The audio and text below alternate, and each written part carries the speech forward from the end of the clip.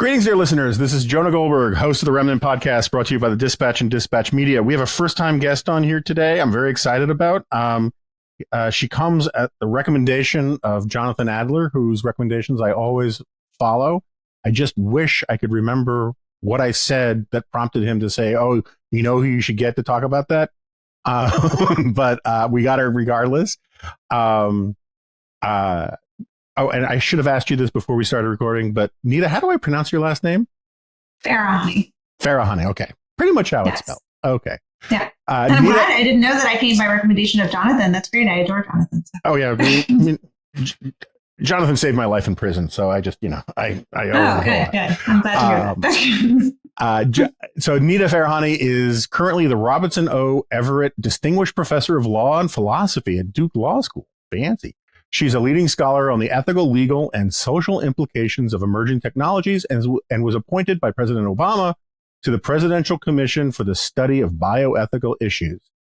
Farahani is a co-editor-in-chief and co-founder of the Journal of Law and Biosciences and is on the board of advisors of Scientific American. Her new book is The Battle for Your Brain, Defending the Right to Think Freely in the Age of Neurotechnology.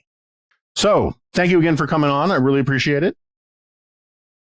And the first question I always ask authors is, what's your book about?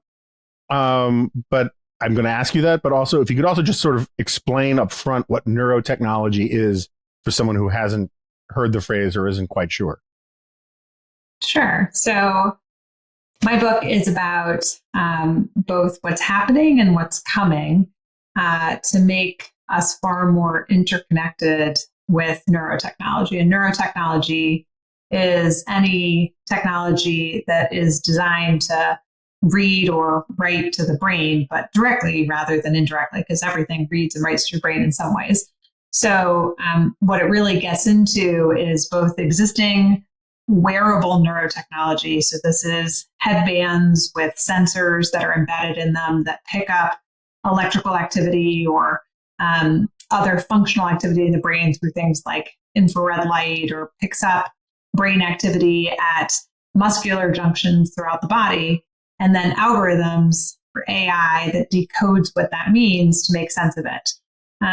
And what the book really dives into is the fact that major tech companies are investing in integrating brain sensors into everyday technology, earbuds, headphones, watches, so that just like the multifunctional devices that people use right now, like a watch, a smartwatch that picks up their heart rate, their brain activity will be picked up as well. And it won't just be to track things like brain health. It will become a neural interface, a way that people will replace things like a keyboard or a mouse to interact with the rest of their technology. So it'll become a much more integral part of everyday life. And the book sets out both what the potential promise of that era is, but also the peril of giving tech companies and governments direct access to our brains and mental experiences, and what the rights are that we need now, a right to cognitive liberty to safeguard against what could be a very dystopian future rather than a promising one where we're empowered by the technology.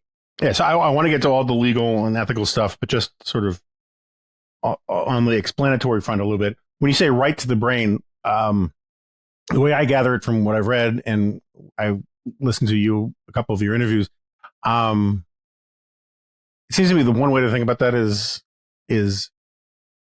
things that you don't consciously pick up, but that go sort of skip the mind and go straight to the brain, right? What we used to call subliminal, but I guess that's sort of out of favor now. Well, so there's directly writing to the brain by neural stimulation. So implanted electrodes or wearable technology that stimulates the brain can write to or change brain activity directly. What you're describing are also ways of writing to the brain, which could happen through neurofeedback, for example, like you could visualize brain activity and then you could retrain your brain, or people can write to your brain. I mean, people who are listening to this right now, their brains are being written to in a way, right? Because persuasive information, whether it's through conscious or unconscious thought processes, changes your brain. The more precise information that something like a marketer has about how your brain works, the more effectively they might be able to target and bypass your conscious perception of something like an advertisement and be able to do something that, I don't use the word subliminal because most of the time it's right out in the open, but it can make your much more reflexive thinking active rather than critical thinking. So rather than subliminal or conscious, what most marketers really focus on is, are there ways to get you to act more automatically or reflexively rather than critically and deliberately? So, the algorithm for TikTok, like, you listen to some people and it's incredibly manipulative on some sort of unconscious, subconscious level. And then there are other people like, where does that come down in your schema? I wrote an op-ed about TikTok being part of a broader thing that we should be worried about, which is cognitive warfare. And the concerns that I have about TikTok aren't just about the algorithm. It's the fact that there's a state actor and, authoritarian state actor that can directly influence change and decide what goes viral and what doesn't go viral, what shows up. One of the big innovations that TikTok made relative to other social media platforms is it wasn't just your friends. It was just an algorithm that was trying to read your preferences, and not preferences that you explicitly went in and said, I like to, read about or see videos about sports, but where did you spend milliseconds longer on something, which would suggest, you had a harder time just swiping past it, or what do you like, or what do you comment on, or, just everything about taking your behavioral manifestations, anything that you do to interact with the technology, and then developing pretty quickly a really precise profile of what gets you to go down the rabbit hole of staying on the platform for a lot longer. And the problem is, once you're hooked and once an algorithm can figure that out, it can continue to serve up a lot of information, and a lot of information that you're kind of mindlessly watching and scrolling through that can shape your preferences and desires. I wouldn't call this sort of explicit manipulation. I'd call it shaping. And I think people don't realize the extent to which technology is being designed to really shape and reshape the way people think. And TikTok was a really good example of that. They're not alone anymore, right? All of the other social media platforms realized the big innovation of the TikTok platform and started to adopt a similar strategy with respect to shaping of behavior. And they weren't the first to try to shape behavior either. I mean, there's plenty of examples going back to Facebook changing people's feeds to try to make them happy or make them sad, or to try to understand or kind of shape and steer their reactions and their behaviors. But that kind of behavioral shaping is, especially at the hands of an authoritarian government, where you can be fed an echo chamber of disinformation, or an echo chamber that shapes your political views or turns you against a political candidate, can be incredibly destructive and undermine democracy, and can create greater polarization. But at a fundamental level, I think people just don't understand the extent to which our interactions with technology are intentionally being designed to shape and reshape our cognitive landscape. So I'm very sympathetic to this, but in the spirit of devil's advocacy a little bit, how much of this is really just sort of, it was ever thus, it's just the techniques are getting better, right? I mean, we had television networks that did granular understanding of the ratings. People A/B tested all sorts of things. Hollywood had focus groups. We knew that sex sells, right? We knew that explosions work to grab our attention. Violence is more compelling than turgid, drama and subtitles.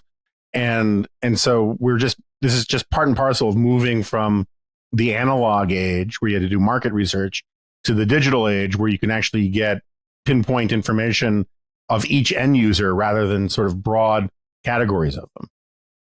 Yeah, I mean, it's always hard to help people see that something is different in kind and not just in degree, or when does something become so precise that it does become difference in kind rather than just degree.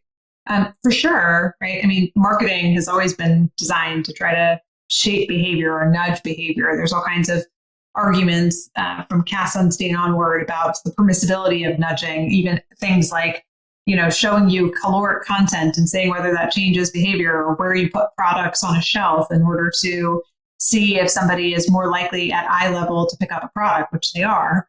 And so that's sort of the prime placement.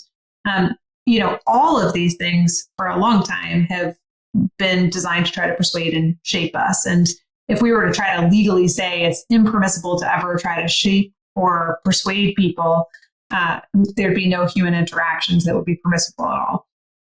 That said, this is different in kind. And the reason it's different in kind is severalfold. One is the precision, which is these aren't, group level categorizations of advertisements. Like, it used to be a Super Bowl ad would, have a guy in a sports car with a bunch of scantily clad women who, were draped on him to try to show, like, if you drink this beer, you're going to have all of this. This will be your lifestyle. And that was targeting like a generic view of, what a particular stereotype of how people behave. But it wasn't that effective. And it was effective for a very small category of people.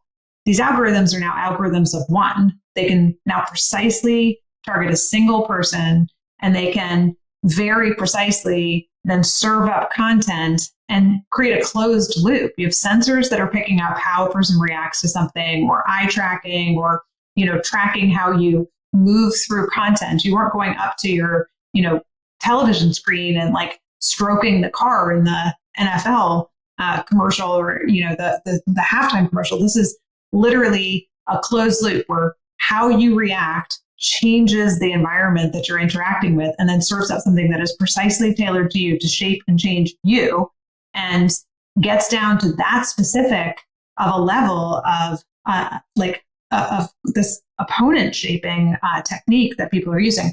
And it's deliberate, right? It is designed to intentionally bypass the way you consciously perceive information and to try to get you to act automatically, reflexively, and to have your conscious, like, critical thinking skills check out in ways that are harmful to you. Well, maybe some people might argue that alcohol is harmful to you. That's different than something where it's a platform designed to capture your attention, to diminish your brain state, to like have you no longer be able to focus and pay attention on other things in your life, and to literally addict you to a particular, piece of technology, a particular platform, and then serve you up content that is ultimately not helpful or good content, but content that could even be pushed at you by an authoritarian regime that's seeking to shape and change your perspective. All of that to me is different in kind, not just degree. No, I think that's fair. So, I mean, other than TikTok, which seems to be the camel's nose under the tent of this phenomenon, right? What are examples of this sort of technology in the here and now that exist, right? I totally get 3 to 5 years, X, Y, and Z are coming. But when you talk about like brain monitoring, when you're talking about neurotechnology, when you're talking about brain monitoring your AirPods or whatever, I don't think my AirPods monitor my brain. I mean, but yours don't, but I have some that do. And so the question of when is it going to be here versus when is it going to be here at scale, I think is the real question to ask, which is the technology is already here today. That is, I already have and could, show you earbuds that have brain sensors that are inside of them, headbands that have brain sensors that are inside of them, watches and bracelets that can pick up motor neuron activity. That is the information that goes from your brain down your arm to your wrist and then decodes that information. But, your earbuds do not appear to be of the manufacturers that are embedding brain sensors. And you will be aware of it when it happens, because it's not as if it's going to be a hidden feature. It's going to be a feature that people are going to intentionally tout and also encourage you to use to interact with all the rest of your technology. Most of the major neurotech companies that have had big breakthroughs in this area of moving from what have been relatively uncomfortable and silly looking devices that are worn across the forehead or worn inside of baseball caps, all of which are here today. Those technologies exist. There are already companies worldwide who are using baseball caps or hard hats that have brain sensors embedded in them to pick up fatigue levels or attention levels of employees. Moving to something that will become ubiquitous across society are brain sensors in everyday devices, just like the watch. Meta has said that they will launch their watch that has neural interface in early 2025. Apple is always closed-lipped about whether or not they're going to put sensors inside of their AirPods, but they have patents on it, and they have been meeting with neurotech companies, and they have a bunch of neural engineers, and their new Apple Pro Vision integrates already brain sensing technology by reading pupillary responses and creating and shaping the environment that a person is interacting with in order to make inferences about brains and cognitive states. Microsoft has huge investments in the space and has partnerships with a company that develops an AR headset that integrates brain sensors and are expected to launch within the next year or two. Snap bought a company out of Paris that's an EEG-based company, and they promised to launch their AR headset together with integrated neural interface through what was called a NextMind. It was an EEG, that is electroencephalography reading device. So I think what we're looking at for wide-scale dissemination of this technology is about 2 years before multifunctional devices will become the norm. And I think when it first launches, it'll be simple neural interface. It won't be full typing with your mind, but it'll be navigating through, an augmented reality or virtual reality space by being able to think about doing so that it'll be a more seamless interaction with those environments. Yeah. So when I can think of all sorts of reasons why you'd want some of this stuff for gaming, right? Mm-hmm. You want some of this stuff. There's already gaming, companies that have launched it, and it'll become part of gaming. So yes. And I get it if you've had a stroke or you have some other medical condition that there's a real justification for it. What is their pitch going to be to me? What am I getting out of them being able to read my head? Can I ask how old you are? I am 53 years old. 54, okay. Sorry. So all right. Time's a flat circle. I was watching this show with my daughter last night, and I was totally creeped out. It was this show that pitted the parents against the kids, and it was trying to show that there are some things that kids are better at and some things that parents are better at. And they played musical chairs with the parents. And the way that the music would stop is they did it at increasingly higher frequencies. When they got to 15,000 and 20,000 hertz, the parents were basically all out because they couldn't hear those higher frequencies, whereas the kids could hear the higher frequencies because they haven't lost, the little hairs in their ears that enabled them to detect those higher frequencies. Okay, so why am I telling you that story? Aside from that, I just love to bring my kids into conversation. Is because, some of the things that I think are going to appeal to people like you and me will be the ability to track brain health and, ability to track everything from cognitive decline to the earliest stages of Alzheimer's and dementia. I'm a chronic migrainer, the ability to track and potentially proactively treat it. Some things like glioblastoma, which is a deadly form of brain cancer, largely because by the time it's detected, it's already spread and inoperable. There are tiny changes in electrical activity in the brain that can be potentially picked up from these consumer-based neurotechnology devices. You may find that your memory or your attention starts to wane a little, and there are brain training techniques that you can do much more effectively with brain sensors. So I think brain health and wellness, in the same way that heart health, a lot of people who've decided to start using heart rate sensors in their watches do so because they're getting older and they think that it's good to be able to detect arrhythmias and pick up a heart attack before it occurs, or any kinds of aberrations in their heart rate. What is more fundamental to you than your brain? And the ability to actually track meaningful metrics and see where they're changing, especially if they're actionable, I think will be really appealing to people. The brain has been this black box. And for me, a really terrifying future is a future of dementia or a future of, losing brain health and wellness, or just losing the sharpness of my brain. And so being able to see it, do something about it, address it, and have brain fitness in the same way that you have the rest of your physical fitness. I think that's I think that's how most of them will start, and why it'll become a mass market appeal. And how will they sell it to my daughter? Your daughter will be able to do neural interface. She can type with her mind. She can swipe by thinking about it. She can update her social media status just by seamlessly thinking about doing so. She can type her college essay by thinking about it and interact with the rest of her technology. But that doesn't exist yet, right? I'm sorry to interrupt, but neural interface is that's what Meta is investing in. Like if you go and watch and so yes, it exists. It's not like fully functional yet for it to launch, but already it exists to enable things like typing on virtual keyboards, swiping just by thinking about doing so.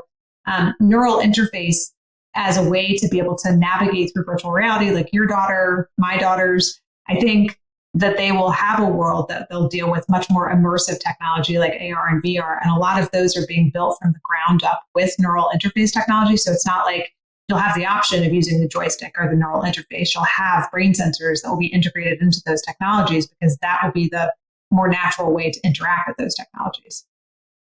So I think I've heard you talk about the answer to this, but I think it's an important question to get the answer for my listeners. So these devices, some of which are sort of rudimentary, but going to get better quickly, like technology usually does. Who owns the data about your brain? And what are they doing with that data?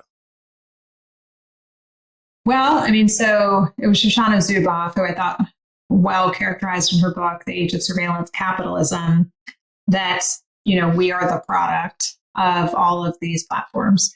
And so far, that has been the trend with all of the neural devices too, which is brain data is commodified just in the same way that the rest of the data that is being collected about us is.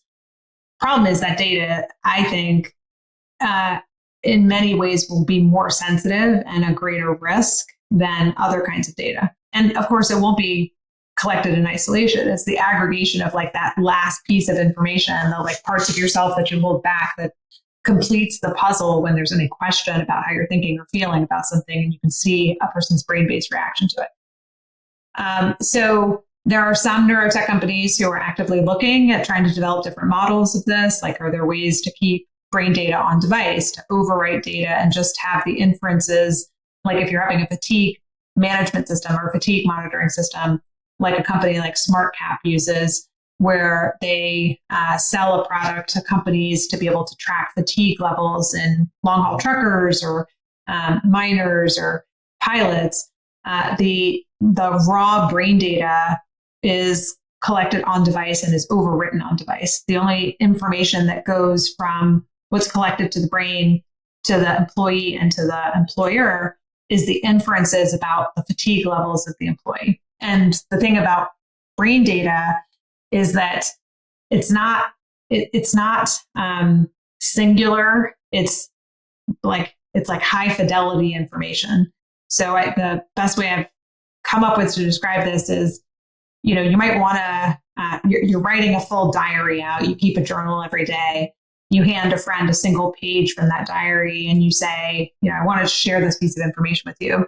But in order to do so, you don't tear the page out. You hand them the entire diary. And either they read just that page or they have the entire book in front of them that they can go back to time and again. They make a photocopy of it. They can, return to it time and again and mine it for other information. Full spectrum brain data at any given time, or if it's collected over a long period of time, like you're wearing it throughout the workday, has the potential to be probed for a lot of other things, like what you were thinking or feeling or visualizing throughout the day, your brain activity level, your attention levels, your fatigue levels, your reaction to information that was put up on a computer screen in front of you or, primed in the environment around you. And if you have that full raw brainwave data, even if there's only one inference that you're trying to draw from it, all of the rest of that information could be queried as well. And so the nature and the structure of the data makes it particularly problematic, and the fact that it is so closely tied and associated with what you're thinking and feeling in life. So, yeah, I like the diary metaphor. I was also thinking it's like when I put in for a receipt, whatever reimbursement, I put in just the evidence of that one transaction. Mhm. I don't hand over the entire monthly statement for my credit card, Yeah. which has stuff I don't want someone knowing about. Yeah. All those dog toys. But just to be clear, I mean, I get when you're cross-referencing against what someone was looking at and when they were looking at it, you can make all these inferences and stuff. But we don't have the technology yet just to look at some brain scans and say, oh, he was reading Moby Dick, right? Or, oh, he was thinking about lunch, or he was watching. Yes, in a way we do, but let me qualify that. So generative AI, as everybody understands, has led to huge leaps and bounds of advancement of everything in life. And that includes decoding things like brain data. So there was a study that was done recently, published out of UT Austin, where they used GPT-1, so the first generation of the GPT technology, to encode and decode what is much more cumbersome data, like functional magnetic resonance imaging. So this is a person goes into a giant scanner, and what has traditionally been a very slow kind of brain activity to measure. You can peer deeply into the brain, but it's measuring blood flow throughout the brain. Wasn't considered to be like information that could reliably be used to decode, like a person was reading Moby Dick or hearing Moby Dick or thinking about Moby Dick.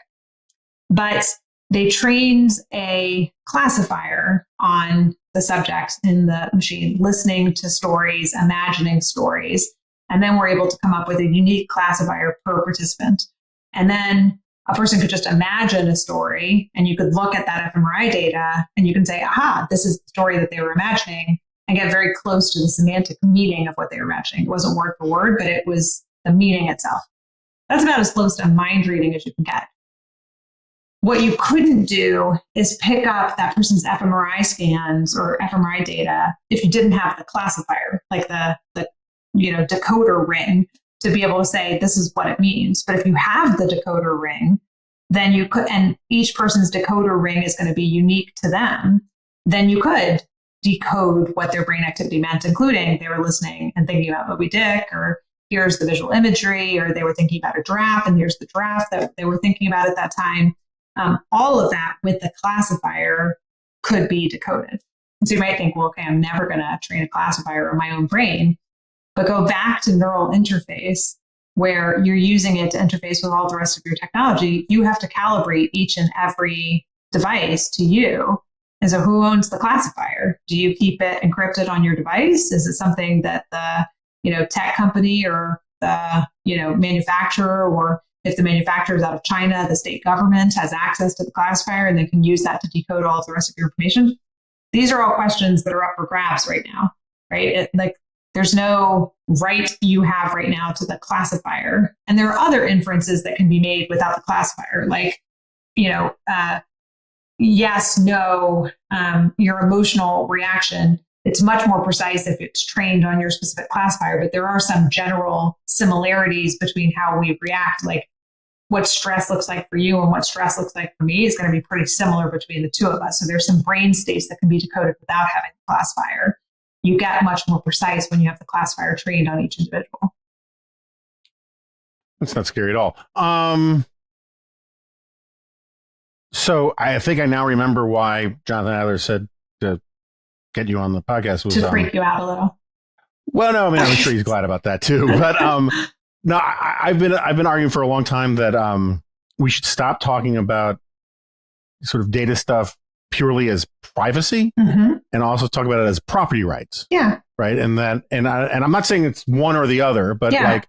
Well, and I'm talking about it as a general liberty interest, right? And so it's like, I think about it not as privacy, but even though I think that's one component to it, but I think about it as a basic, like, we need to update our concept of liberty for the digital age. It's just changed and it's outdated. Yeah. And like it's one thing when my phone or Google or Android or whatever knows that I'm at a Starbucks, but does it really need to know I'm at church or synagogue or whatever, and like how long I'm there and that kind of thing, right? And so like, figuring out how to, I mean, I'm always inclined to say if you can figure out a way to align market incentives with good things, it's better than working against market incentives So that's the challenge though, right? Which is like, It's how hard, do you yeah, this is, I'd say that's the thing that I'm struggling with the most right now as I work on this concept of cognitive liberty is how do you align market incentives with corporations respecting cognitive liberty? Because right now, let's just set neurotech aside for a moment and look at the broader argument about cognitive liberty. Most social media companies, or even just media companies, are not incentivized to do anything other than to addict you and to capture your attention because their primary way that they make money is through advertisement, and advertisement is more effective if they've captured your attention.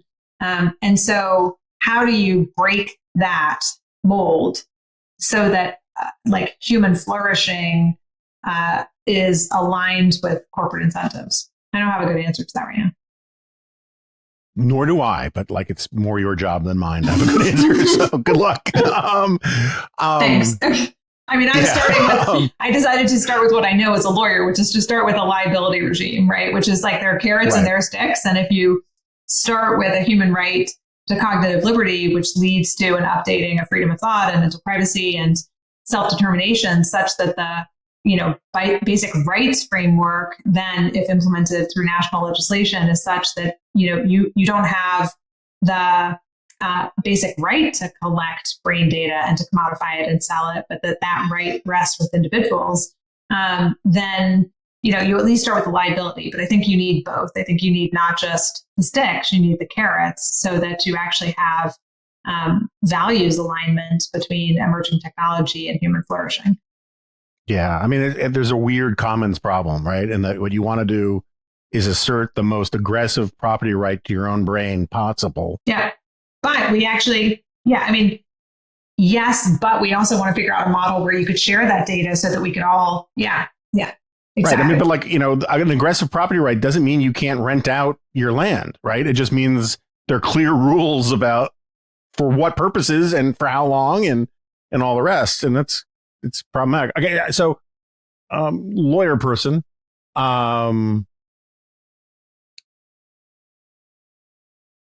it sounds like you're saying that if we don't have it now, we are on the cusp of having a much better lie detector than existing polygraphs. Yeah, I mean, I think it's a lot worse than a lie detector, but yeah, I mean, we have a general thought detector and thought interference, not just thought detector, that if we don't do something about, and lies are hard. So lies are not the best example. And I just say that for a moment, which is lies are complicated and hard because a lie is a complex psychological phenomena.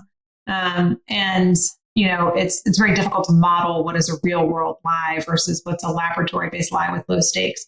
So the reason I say thought detector is because it'll be easier. And what's already being used, for example, is recognition of a crime scene detail. And, there are law enforcement agencies using brain-based interrogation techniques to try to figure out if somebody recognizes a salient crime scene detail.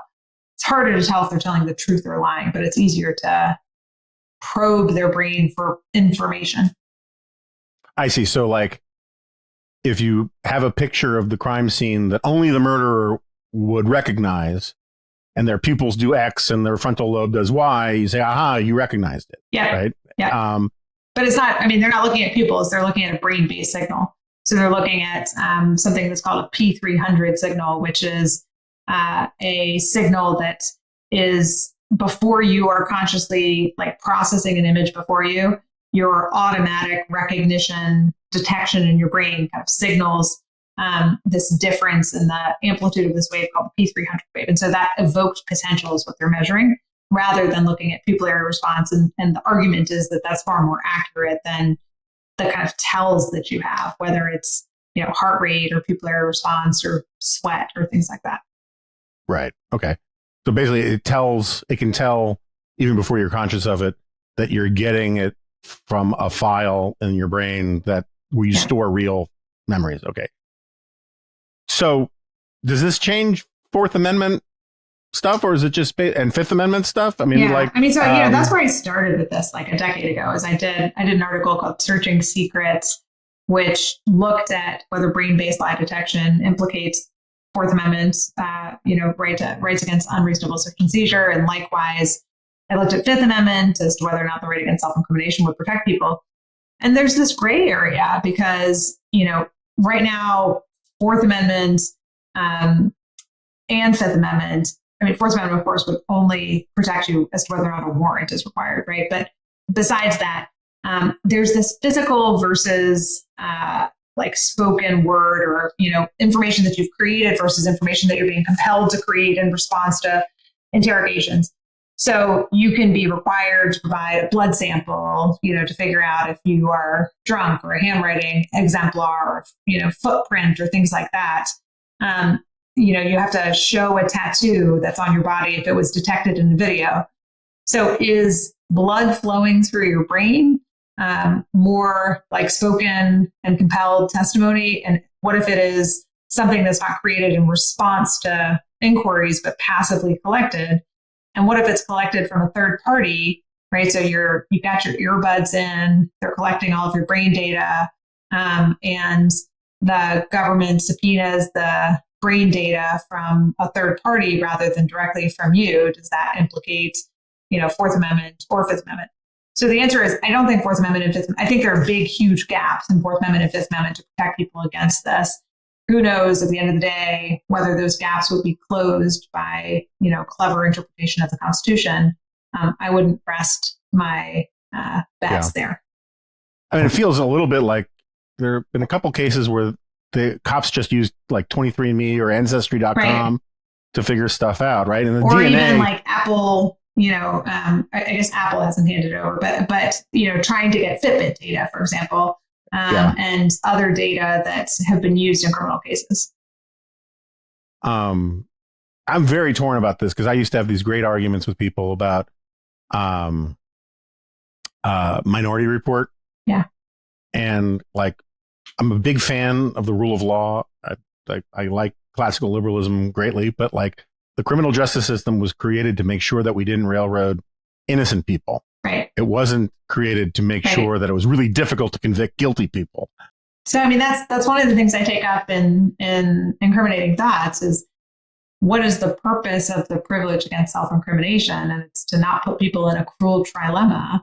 What if they're not put into that cruel trilemma by, the gathering of the data? And what if there is a world in which it's incredibly highly accurate and it gets the right person without actually putting a person in a position of creating the data or being subject to any kind of painful interrogation or anything like that? This is why self-incrimination, I don't think is going to get people a right against, it's one of the reasons why I think self-incrimination doesn't get people a right against the use of brain data against them, at least in certain contexts and in certain ways. And it's why I think the Fourth Amendment isn't going to necessarily protect people. And maybe, to your point, maybe it shouldn't, right? It depends on how accurate you think it is and how it's obtained and what it means for the general relationship between the state and the individual and the extent to which people feel secure in their everyday lives. Yeah, I still remain skeptical about the 100% accuracy thing. And I don't think it's not 100% accurate, right? So I was positing a hypothetical world in which it was, but yeah. Right. And that's my point is that, the way I'll often put it is, if you had a direct phone line to God and you could ask him who committed the crime, and there's no doubt that God's going to tell you the accurate truth, you don't need to waste time with the trial. But absent divine 100% certainty, then you get into more complicated stuff, right? All right, so I can't remember the phrase you use. Is it dream embedding? Dream incubation. Dream incubation. Because I think there are a handful of listeners in Peoria who aren't freaked out yet. So can you sort of explain that? Too? Yeah. Yeah, dream incubation. I was kind of blown away by that. So there are dream researchers who have sought to figure out both, can you decode what a person is dreaming? Can you shape and change what a person is dreaming? And can doing so be therapeutic, right? Can it help a person, overcome trauma or, overcome addiction or other kinds of problems? And then marketers were like, oh, that looks like really interesting research. Maybe we can use that to market products and to shape people to, ends and goals that are more commercial rather than for, helping them to overcome their addiction or their emotional trauma or things like that. So what the idea of it is that when people fall asleep and when they're, just waking up or just falling asleep, there's a period of time in which blood flow is not like fully restored across the brain. And that's a very suggestible state. So think about it as like your cognitive defenses are down, and you're in a very suggestible state. And so that's the moment at which marketers were looking at, could they play something like a soundscape, where you would start to have positive associations with their brand. And I think it was Coors that wanted to see if it was possible to get people to think of Coors associated with mountains and streams. And so could they play a soundscape while a person was sleeping and have them dream about like Coors and mountains and streams, so that they would think of Coors and think like it's so refreshing and crisp and, great. And so they, trialed this on some volunteers, and these were willing volunteers. It wasn't done just kind of creepily while people were asleep, and found that they could effectively incubate those kinds of associations during that suggestible state. And of course, my mind goes to like, what's the worst way in which this could happen? So there are all these companies that are selling, earbuds and the ability to track your sleep so that people can much more accurately track sleep and get information about sleep and sleep health. So you've got your earbuds that are tracking your sleep and picks up the moments at which you are the most suggestible. Your, listening device in your bedroom from Google or Amazon, turns on at that exact moment and plays an advertisement because they've sold access to your brain data. Without even consenting into that kind of advertisements, your dreamscapes are shaped and changed during the most suggestible state when your cognitive defenses are down. And again, there's nothing that protects people against that right now, right? Other than deciding not to have the listening device in their bedroom and not to wear the earbuds. But once they opt into that world, once they decide that like it's another fitness tracker that they're going to integrate into their everyday life, I think we have to recognize it's our brains and our cognitive landscape that's at risk. And so unless we actually have some rights and regulations with respect to how that information, who has access to it, how it's used, what's permissible to do or not do, we're in for, I think, a dystopian future. So did I get your last listeners who weren't freaked out? Is that enough? They'll let me know. All right. But I mean, just to take the edge off the freak out a little bit. I mean, like the idea of playing positive reinforcement messages, in your sleep. People were trying to get people to quit cigarettes and all that kind of stuff going, way back with that kind of thing. I mean, is it in fact? I mean, how is that different? I mean, like the sort of the self-hypnosis thing was. Well, I mean, self-hypnosis is voluntary, right? The scenario that I just painted for you is, I don't think. Oh, no, I agree. My point is does it work before we get to like, Yeah, I mean, so yes, it seems to work. The question about how well does it work, I don't know. And I don't know because I don't know all of the different contexts in which it's been tried.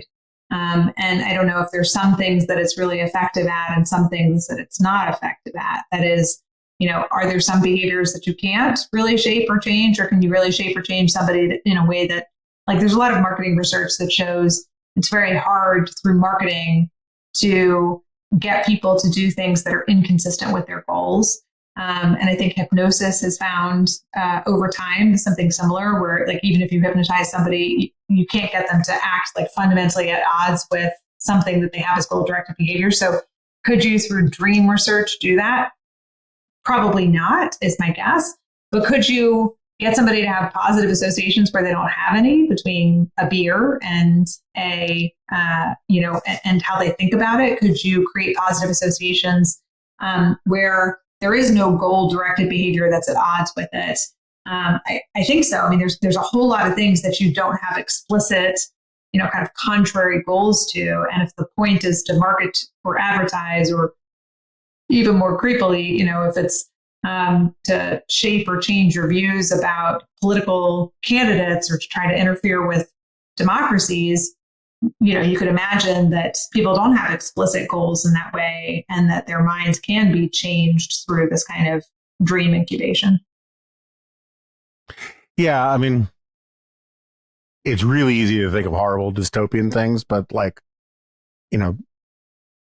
advertisers have been trying to do a lot of these things to our brains for a very long time. And, yeah, but they didn't have precise access to them, right? No, I'm not saying don't be worried about it. I'm just saying that, like, I'm still a little skeptical about how some of it is going to work. I mean, look, maybe nobody ever crosses that line, right? Maybe nobody ever thinks like, oh, wouldn't it be great to like creepily do that? Just because I'm thinking about every worst case scenario of this doesn't mean that every one of these dystopian possibilities will come true. Some of them already are coming true, not in the dream area that I'm aware of, but in other examples that I give throughout the book. I imagine a dystopian use of it in the workplace, or I imagine a dystopian use of it by governments, and they're doing it already, just not at massive scale across society. So I'd say, these are not just hypothetical risks. They're actual risks that are being realized in today's world. And as the technology becomes more pervasive, you can be sure that you're going to see a much greater scale of those kinds of harms being realized across society. Will every dystopian possibility that I've thrown out be realized? I hope not. And I hope that we'll act before then to actually secure to people a right to cognitive liberty so that, there's at least some rights and remedies and some global norms and potential enforcement possibilities against that developing. Yeah, I mean, there's absolutely no reason, it seems to me, to think that China wouldn't use this technology on its own people. It already is. The moment it crossed the line of efficacy in any way, right? Because with the social credit store stuff, they're already doing a lot of that kind of thing. Just if they get better at it, why would they stop, right? I do think, and then we'll get to the law part of it, but like, it's funny because I've been a journalist for 30 years and I used to work for journalists and stuff. I used to get a lot of mail from people who had serious mental health problems. And it was amazing how many of them shared this particular sort of, I don't know if the correct term is bipolar or whatever, or schizophrenic. I know it's not schizophrenic, but where people from different parts of the country were convinced that the CIA was talking to them through their feelings. And I get a few of these messages every day, so I'm familiar with them. And the thing is that part of the problem is that it's a mimetic thing, that if you're already hearing voices and then someone suggests to you the explanation is X, radio waves from the CIA, whatever, aliens, it gets sort of weirdly imprinted in your head, and that becomes the paradigm that you're thinking in. For people who have those sorts of issues, this is going to be nightmarish, I would think. Yeah. I mean, when I say I hear from people a few times a day, I hear from people a few times a day.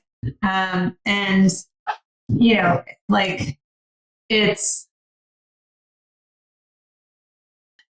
the kinds of technology that most of the people who write to me describe, as far as I'm aware, does not yet exist. The technology just isn't as far along as a lot of them, believe it is. But once it is, I mean, and I don't think it'll ever get to the point where some of the people who contact me, believe it is. But once there is greater precision of both being able to read and write to the brain, it will be hard to distinguish between, delusional disorders and bipolar and schizophrenia or hallucinations, and some of the types of things that might be possible might actually be happening. And that, I guess that's that's scary in a few ways, including how will we detect and know when it's happening? How many of those earlier cases will get dismissed as delusional or mental health cases? And then how much of this technology and the development of the technology will really feed into mass psychogenic, illnesses or beliefs about persecution that don't actually exist. So, for sure, there's a lot of overlap in the nature of the claims versus some of the kinds of things that I'm describing about technological possibilities in the future. Yeah, I mean, just being able to persuade people that it's not happening is going to... It's going to be harder and harder. Much. Yeah. I mean, like Havana syndrome, as that was being described, led to a whole bunch of people who were not diplomats, who were not in, a place that were likely to even have been within the line of fire if such a fire existed, to argue that they were being persecuted, that they were being subject to electromagnetic radiation or et cetera, et cetera. So, I mean, I don't mean to make light of it because I do think it's a really serious thing, but like, it's the weird irony is that it may actually make sense to wear tinfoil hats, right? Yeah. That was the whole thing, is it blocking out the radio waves, and like now you're telling me like Yeah, I mean, I do think neurosecurity will become a thing of the future. Like, what will that actually look like as technologies or weaponry or other kinds of things are developed? Certainly people will be looking into and developing and trying to figure out what are real and effective countermeasures. Yeah, I mean, like the RFID blocking, Yeah, wallets and stuff are a huge thing already. Like people are gonna make them into hats, right? Yeah. All right, so let's just cut to the chase. You've been made neurotechnology czar in the next presidential administration, and what are the things that are doable now that you think are the low-hanging fruit that you could get people to buy into, and then what are the things that you think are going to be necessary down the road? So, I mean, I think low-hanging fruit is to update existing interpretations of human rights to freedom of thought, to include a right against interception, manipulation, and punishment of thoughts, privacy as an international human right, to include a right to mental privacy explicitly, and self-determination, which underlies most existing rights, to be recognized. Now, how does that help people in individual countries, and how does it help when human rights are violated all the time or not implemented all the time? Then the question becomes, could we at the very least recognize a right to mental privacy within the United States? That to me seems like an easy one that you could get a lot of people to agree on. Maybe we don't have agreement across the board on freedom of thought. If you look at the fights that are happening on everything from book bans to censorship of particular speakers, I don't think that we're going to find broad political agreement on freedom of thought. But I do think we could find broad political agreement on mental privacy. Even if you can't have explicit privacy in every other context, right? Like it seems like there's a hard fight on other contexts of privacy. Mental privacy to me seems like one that would be pretty easy to recognize and implement. And then it's just the contours of it. Mental privacy is a relative right. There may be some instances in which we think it's okay, but that to me is the lowest and easiest hanging fruit. And then what that means in different contexts, of course, is going to have to be spelled out. What does that mean in the employment context, right? So if there is a bona fide legal justification for being able to monitor for fatigue levels because you're a commercial driver, like, do you really have a stronger right to mental privacy than the interest of individuals against you barreling down the road while asleep, while driving a bus? Probably not, right? And so we'll have to figure out what that means in different contexts. But then the only thing that an employer should have access to is your fatigue levels, not the full spectrum of all of the rest of your data, right? Not your entire financial statement, not your entire diary, just the one sliver piece of information that's relevant. So to me, that's like, ideally we get the human rights because I think that there is a norm and the potential for enforcement. And then I think nationally in the US, we push for mental privacy as a right and then work on implementing that. And then further down the road, I think a right to cognitive liberty is a broad update to the concept of liberty. We need to align incentives, commercial incentives, so that it is the kind of understanding of what it means to flourish in the digital age, figure out a way to both create incentives as well as to create liability regimes that align those things together. We need to embed it into research design. We need to create standards across industry so that people are actually trying to maximize cognitive liberty, not trying to undermine it. We should be investing in products to enable people to cultivate it in their own lives so that they can, develop the critical thinking, the mental agility that they need, the relational intelligence that they need to be able to navigate an increasingly interconnected and interdependent world. So